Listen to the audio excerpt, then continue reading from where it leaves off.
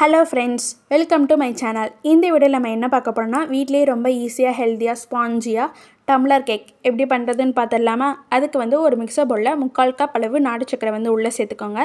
விருப்பப்பட்ட cocoa powder கூட சேர்த்துக்கலாம். இது கூடவே ஒரு 1.5 டம்ளர் அளவுக்கு கோதுமை மாவு உள்ளே சேர்த்துக்கோங்க. இது கூடவே ஒரு பிஞ்ச் அளவு உப்பு, 3/4 டேபிள் ஸ்பூன் அளவு பேக்கிங் பவுடர், கொஞ்சமாக உருக்கிற நெய் அல்லது எண்ணெய் சேர்த்துட்டு நல்லா கலந்து விட்டுக்கோங்க. இப்போ இது கூடவே கொஞ்சம் கொஞ்சமாக பால் உள்ளே சேர்த்துட்டு பேட்டர் ரெடி பண்ண போகிறோம். கட்டி லம்ப்ஸ் எதுவுமே இல்லாத மாதிரி நல்லா ஒரு விஸ்க் அல்லது ஸ்பூன் வச்சு கலந்து விட்டுக்கோங்க. பேட்டர் ரொம்ப தண்ணியாகவும் இருக்கக்கூடாது, ரொம்ப திக்காகவும் இருக்கக்கூடாது. எனக்கு ஒரு 2 கப் அளவு பால் தேவைப்பட்டுச்சு.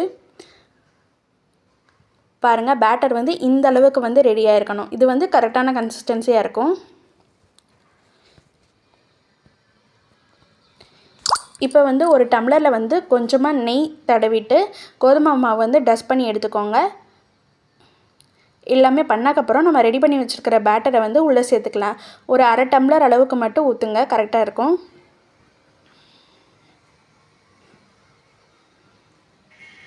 இப்போ எல்லாமே ரெடி ஆயிடுச்சு. ஒரு குக்கரில் ஒரு 10 நிமிஷம் ப்ரீ ஹீட் பண்ணி எடுத்துக்கோங்க. அடியில் ஒரு தட்டு வச்சுட்டு நம்ம டம்ளரை உள்ளே சேர்த்துக்கலாம். அடுப்பை லோ ஃப்ளேமில் வச்சு மூடி போட்டு 1/2 மணி நேரம் பேக் பண்ணி எடுத்திங்கன்னா சுவையான டம்ளர் கேக் ரெடியாக இருக்கும். பாருங்கள், ஓப்பன் பண்ணி பார்த்திங்கன்னா உள்ளே நல்லா சாஃப்டாக ஸ்பாஞ்சியாக ரெடியாக இருக்கும். ஸோ மறக்காமல் ட்ரை பண்ணி பார்த்துட்டு எப்படி இருந்துச்சுன்னு கமெண்ட் பண்ணுங்கள். தேங்க்யூ. மறக்காமல் சேனலை சப்ஸ்கிரைப் பண்ணிடுங்க.